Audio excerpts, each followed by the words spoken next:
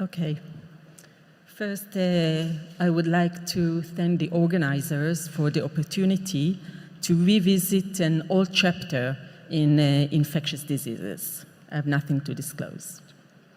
So let's go back to early 40s, when penicillin already transformed the prognosis of invasive group A strep.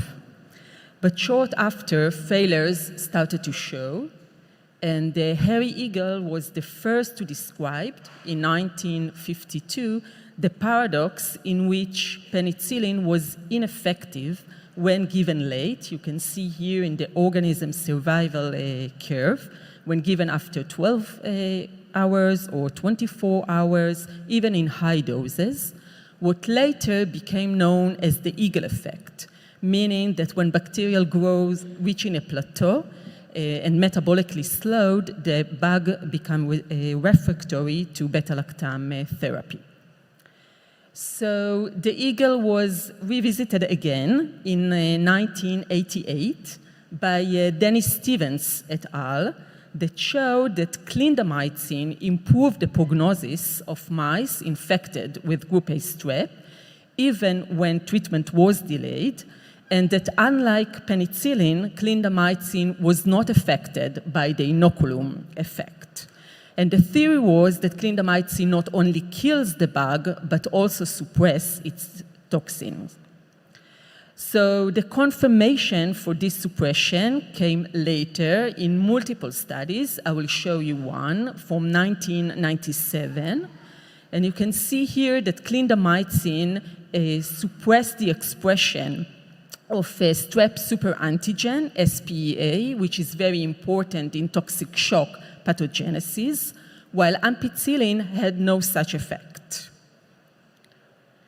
So when evidence accumulated, the guidelines last updated in 2014 recommended adding clindamycin to penicillin for the treatment of necrotizing fasciitis. And you can see that this is with low quality of evidence.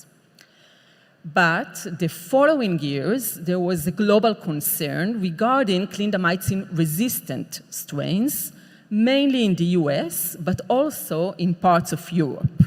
So 3 questions remained. One, what happens when the isolate is clindamycin resistant? Should we switch to other protein inhibitors? The second question, can we expect benefit beyond toxic shock syndrome? And the third one is, does dose matter in modulating virulence? So I would like to highlight this study that was published in 2017 in the Journal of Infectious Diseases by Federica Andreoni. And actually, this beautiful study addressed all the 3 questions by using 3 different models.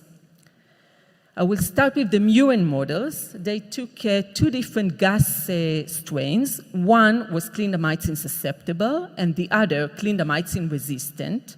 And they injected them to a group of 5 mice.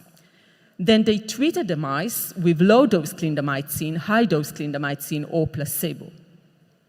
They inspected the skin lesions of the mice daily, and then sacrificed the mice on day 3. And what they showed that the bacterial burden was similar across all groups, but the skin lesion size was significantly smaller in the clindamycin-treated group, both in the susceptible and the resistant strain. And also, the treatment with clindamycin inhibited both DNase and streptolysine O activity, again, in both the susceptible and the resistant strain. And this was the answer for the first question, that clindamycin remains beneficial even when gas isolates are clindamycin resistant. Then they used the patient model. So the patient presented with a wound in his finger, and they started treatment with ceftriaxone. Then the day after, his infection spread to his entire arm, and he needed an emergency debridement surgery, followed by 2 additional debridements. And clindamycin was added to the treatment. And although bacterial load was high and persistent in the necrotic tissue in both the first and second surgery, despite the treatment with ceftriaxone and clindamycin, they showed that the DNase activity was completely abolished in the second surgery after 2 days of clindamycin therapy.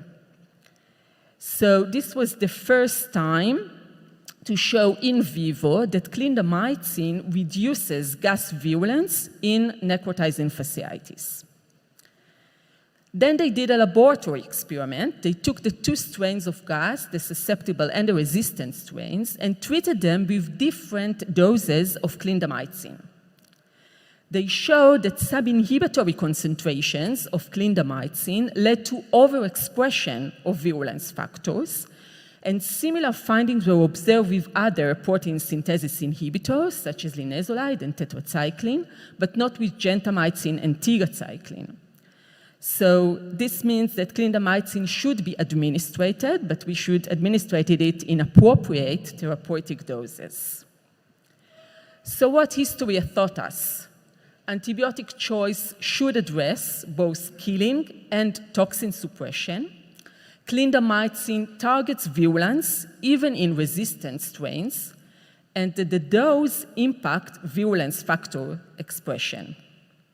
And as we enter the era of growing resistance, let's not overlook the lessons of our past. Thank you.